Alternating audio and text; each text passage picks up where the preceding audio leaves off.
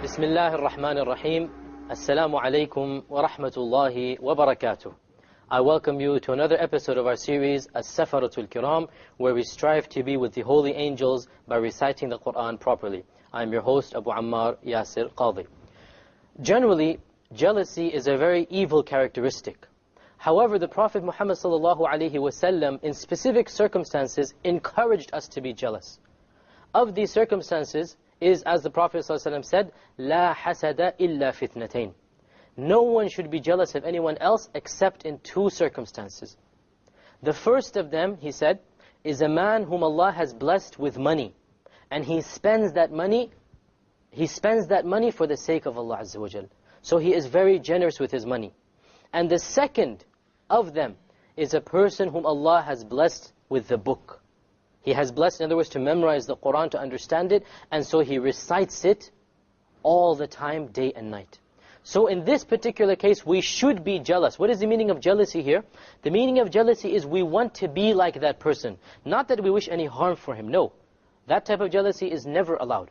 The type of jealousy that the Prophet ﷺ wanted us to have is to be like that person. We want to be rich in order to spend money, not to be rich to live like a luxurious king or something, no. And we want to have the Quran and to memorize the Quran in order to recite it properly, recite it with a good voice.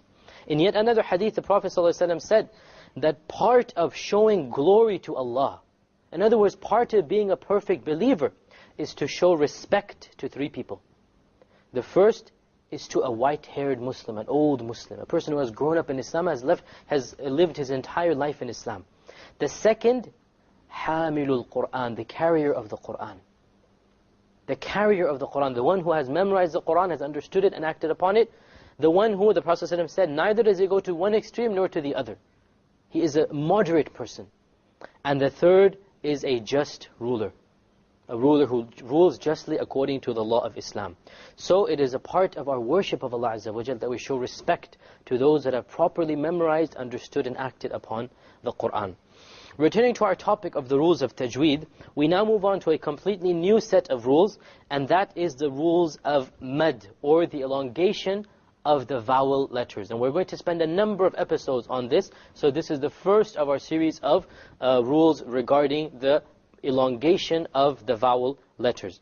This is of many types and categories, so bear with me point by point. As I said over and over again, Tajweed is not a confusing science. It just takes a little bit of understanding and a little bit of practice. You just have to be patient and take each rule as it comes.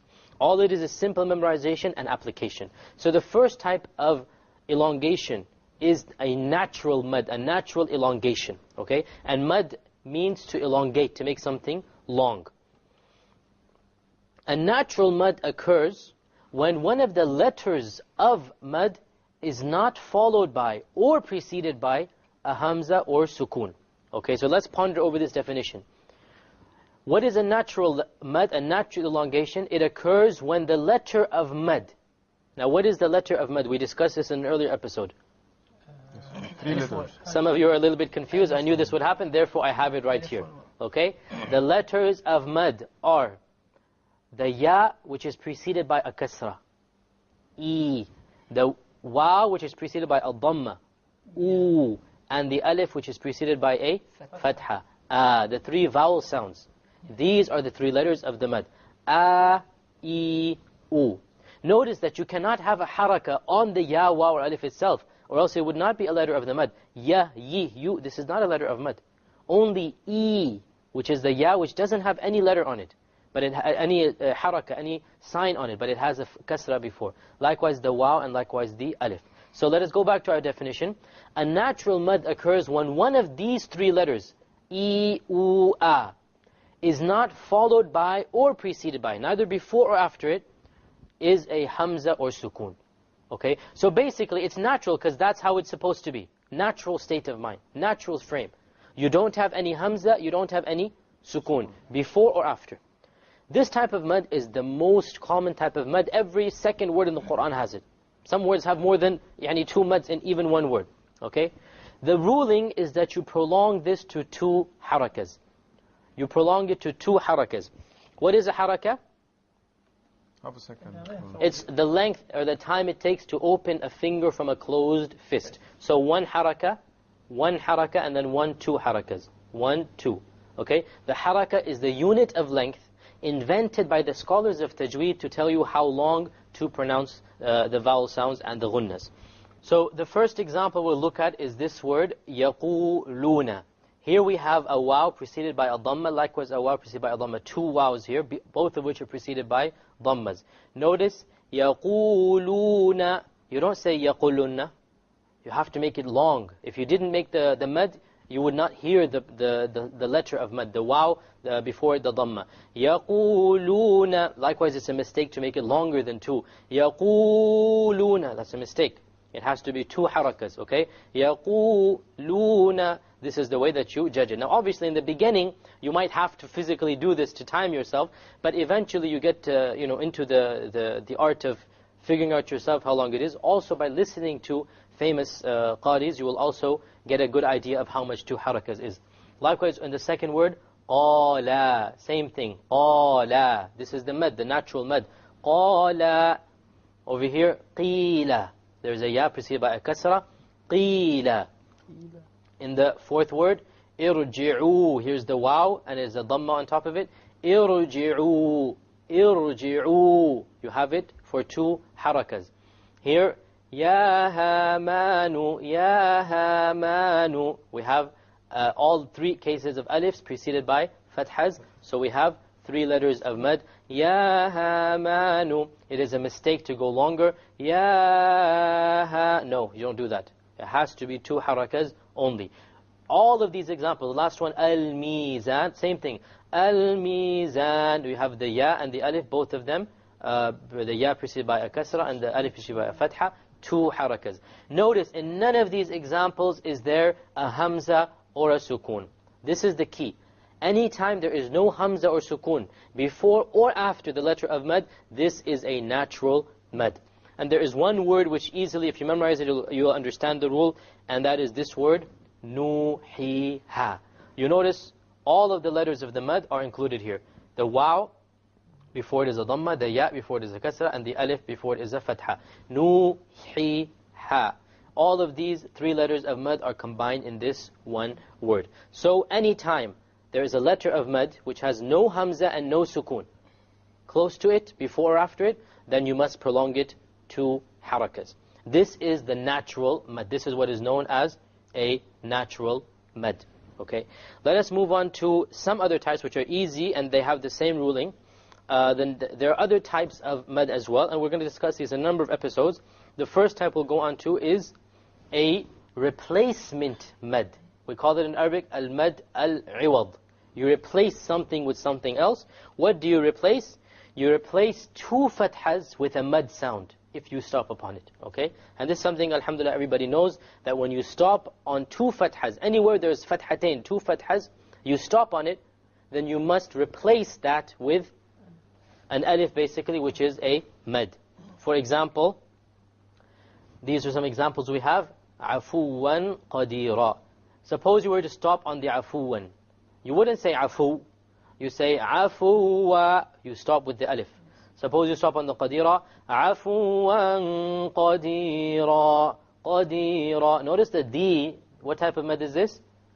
Natural mad. Qadi. The ra, this is the mad which is a mad al-iwad. Anytime you have 2 fathas, you stop on it, then it becomes a natural mad. If you don't stop, then obviously you move on with the rules of tanween that we've done. عَفُوًّا قَدِيرًا. We didn't stop here. What type of hukum, what type of ruling applies here? Ikhfa. We did this in a previous episode. Over here, أَفْوَاجًا. What type of mad is the first alif? Natural mad. What type of mad is the second alif? Replacement. Mad al-iwad. Replacement mad. Likewise, nisaa. Notice here, this is an alif followed by a hamza. We haven't discussed this mad yet. Okay, we'll get there later on. But the point is the hamza has a tanween, so we changed the tanween into an alif. Nisaa. Like this. Another type is a substitution, a mad al-badal.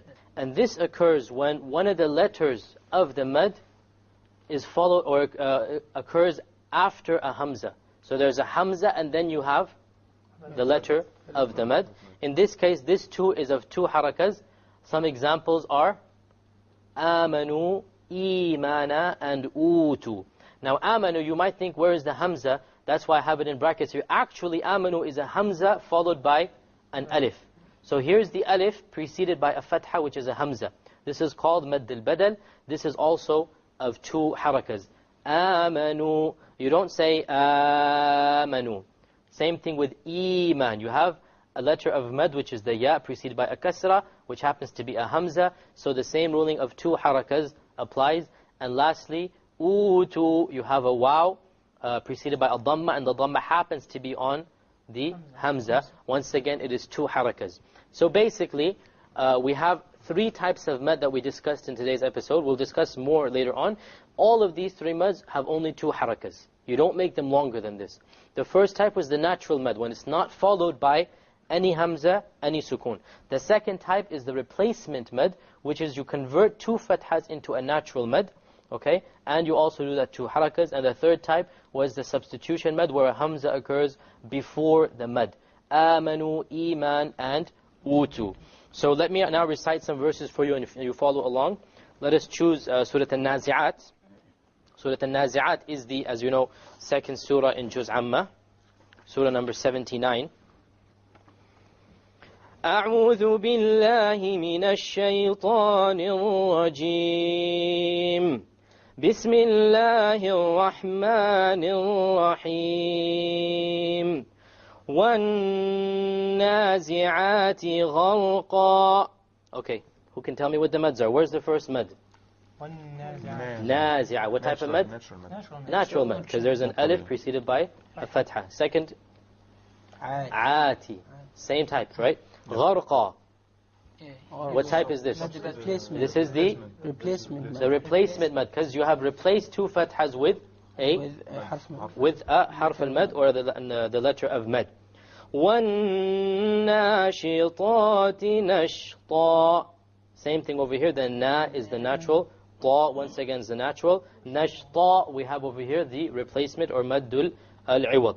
Now, again, with the alifs here, the na was a light alif. Remember, we're going to emphasize this a lot, because once again, this is a very, very common error, that people don't know how to pronounce the alifs properly. They make heavy alifs light, and they make light alifs heavy, and this is a mistake.